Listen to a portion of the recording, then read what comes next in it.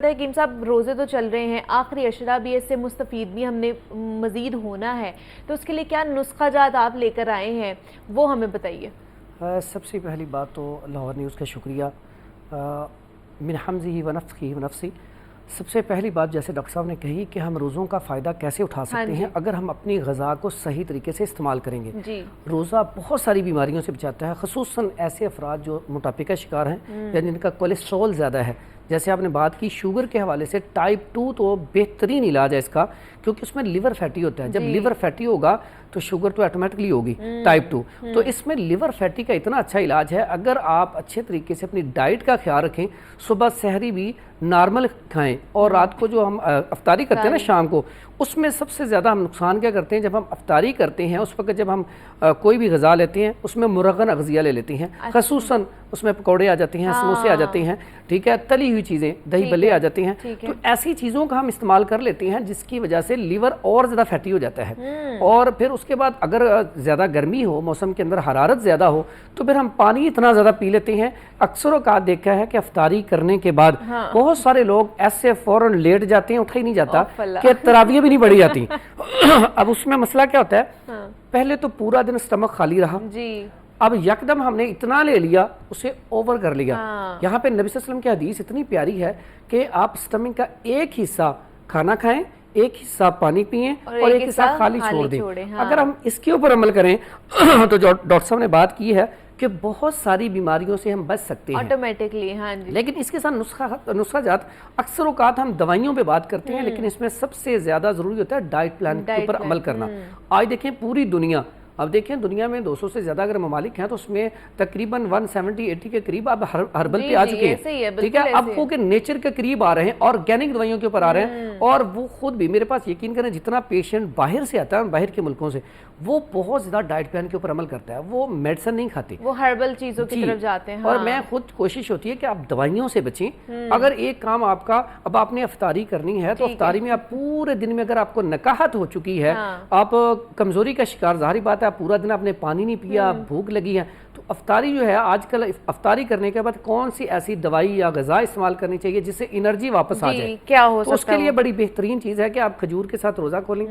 उसके बाद आप दूध ले लें 1 गिलास, या शरबत संदल ले लें या बजूरी ले लें। उसके अंदर आप ये ना तुखम बलंगू, तुखम बलंगा, ठीक है, इसको तुखम बलंगा भी कहते हैं, ठीक है, और बेसल सीड्स भी से कहा जाता है। इतनी कमाल की चीज है ये, जो हमारे अंदर वीकनेस होती है गर्मियों के हवाले से, अक्सर औकात पसीना बहुत ज्यादा आता है, आप वर्किंग बहुत ज्यादा करती हैं, तो आप पानी पीते हैं, उससे वो एनर्जी पूरी नहीं होती, आपके इलेक्ट्रोलाइट्स पूरे नहीं हो रहे होते जिस्मानी, ठीक है। लेकिन जब आप तुखम बलंगू जो है, इसे दूध 1 गिलास, उसमें 15 मिनट के लिए भिगो के रख दें, ठीक है। फिर आप 1 गिलास इसमें अगर शरबत संदल डालना चाहें वो डाल लें, या शक्कर डाल लें, या बजूरी डाल लें। दूध में डालना जरूरी है, पानी में भी डाल के पी सकते हैं? पानी में आप, ये बेहतरीन है, लोग इसको ना शरबत संदल में डाल के पीते हैं, या शरबत बजूरी में।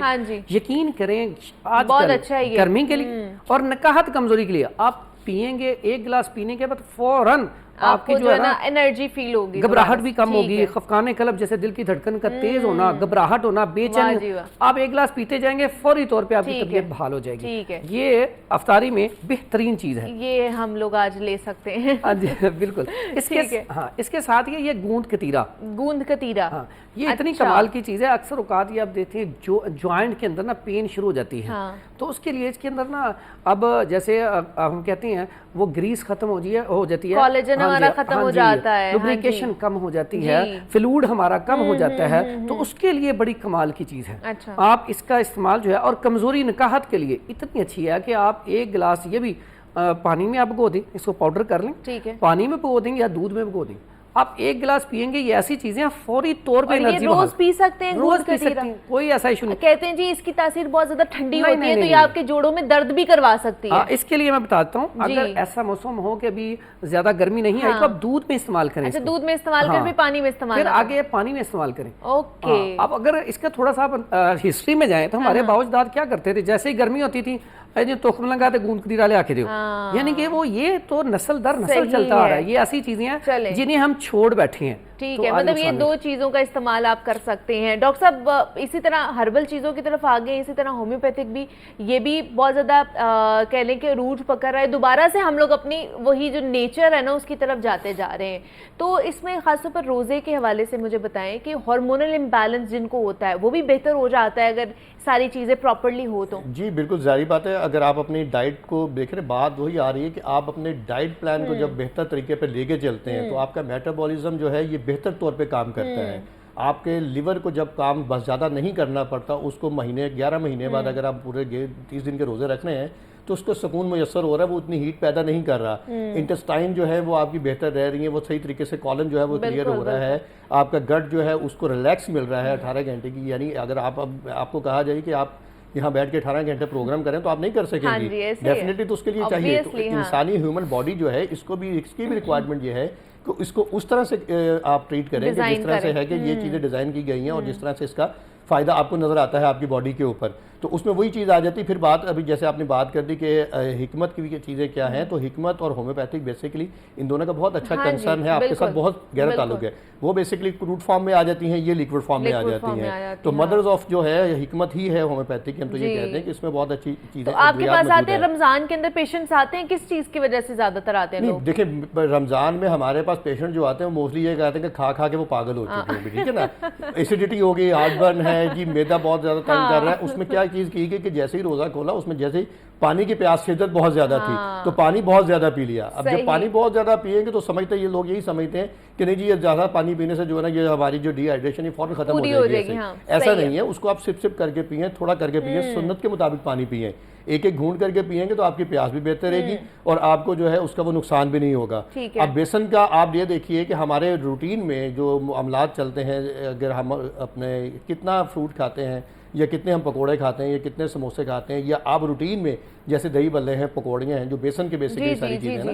अब यूरिक एसिड वाले पेशेंट्स को लिए, शुगर वाले पेशेंट के लिए चीज़ें बहुत नुकसान देती हैं, ठीक है। तो आप जब उन चीज़ों में इतदाल नहीं लेके आएंगे तो डेफिनेटली आपकी बॉडी जो है वो उस तरह से उसको कंज्यूम जब नहीं कर पाएगी तो वो फिर ओवर हीटिंग होके या ओवरफ्लो होके तो वो चीज़ें आपको क्या करेंगी कि आपको हार्ट बर्न करेंगी, एसिडिक करेंगी, कॉन्स्टिपेशन करेंगी, निकाहत आ जाएगी। और एकदम जब मैदे को काम ज़्यादा करना पड़ेगा तो आपके हार्ट के ऊपर इफेक्ट आता है। उससे हार्ट बीट्स बहुत पेशेंट में बहुत ज़्यादा स्लो हो जाती है या बाद पेशेंट में बहुत ज़्यादा हाई हो जाती है। तो फिर वो लोग यही समझते हैं कि पता नहीं दिल का कोई ऐसा हो गया, क्योंकि गैसेस बहुत ज़्यादा एकदम से उठना शुरू हो जाती हैं, ठीक है। और खुराक डाइजेस्ट नहीं कर पा रही कि एक के ऊपर एक, एक के ऊपर एक चीज़।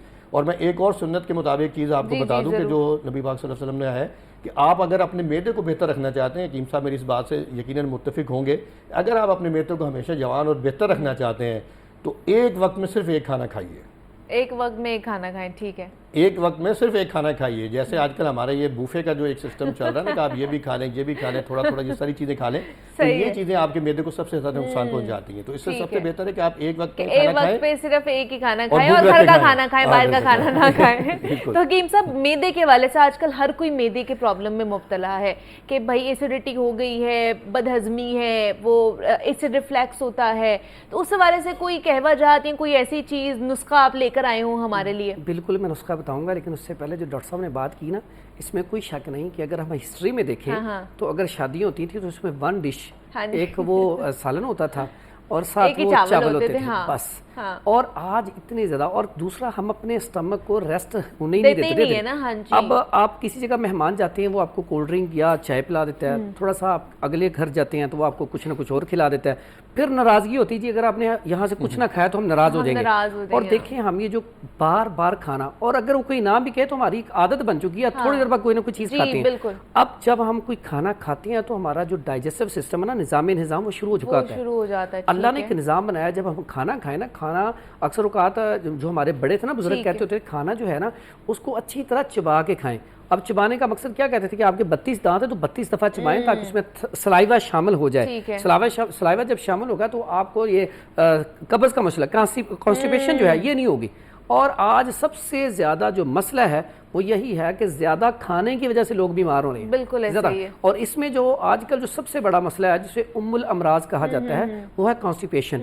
अब उसके हवाले से क्या है, क्योंकि वक्त की शॉर्टेज है तो मैं चाह रही हूँ कि आप जल्दी हमें बता दें। आसान सा नुस्खा बता देता हूँ। आजकल सबसे ज़्यादा मसला जो कब्ज़ का है उसके लिए कैस्टर ऑयल अच्छा, ये अल्लाह ताला की कैस्ट्रोल। बहुत बड़ी नेमत ठीक है। अगर लोग अक्सर कहते हैं दूध में पीते हैं, लेकिन इसका गर्म पानी में इस्तेमाल करें तो बहुत ज़्यादा इफेक्टिव है। ओके। अगर आपको कॉन्स्टिपेशन का इशू है, 2-2 3-3 भी दिन स्टूल हाँ, नहीं हाँ, पास हाँ, होता, आप इसके 1 से 2 चम्मच बड़े वाले 1 कप गर्म पानी में डाल के और उसमें मीठा शहद या गुड़ या शक्कर, ठीक है, चीनी ना ठीक है, इस्तेमाल करें, ठीक है। तो वो आप अगर सिप ले लेके पी लें चाय की तरह, ठीक तो है। अगर रोजाना की बुनियाद पे पिए तो मेरा ख्याल है किसी 2 भी 3 टाइम पी सकते हैं। नहीं, इसका तरीका यही होता है कि या तो सुबह निहार पिया ओके। जाए या रात को खाने के 2 घंटे बाद, ठीक अच्छा, है, सोने से पहले सोने पी से लें। पहले। ठीक और है। ये बड़ा बेहतरीन है कॉन्स्टिपेशन के लिए। और कॉन्स्टिपेशन ठीक हो गई तो आपका ना बवासीरी निज़ाम, अक्सर औकात जब कब्ज होती है तो बवासीर जी, हो जाती हाँ है। जी। और इन दिनों में पेशेंट बवासीर का बहुत ज्यादा आ रहा है, ठीक है, क्योंकि ये मुरगन ठीक है। अज़िया हाँ, अग़ज़िया वो भी इस्तेमाल खा करते रहे हैं और कब्ज़ भी हो इसी रही है, वजह से ये ठीक मसला बन रहा है।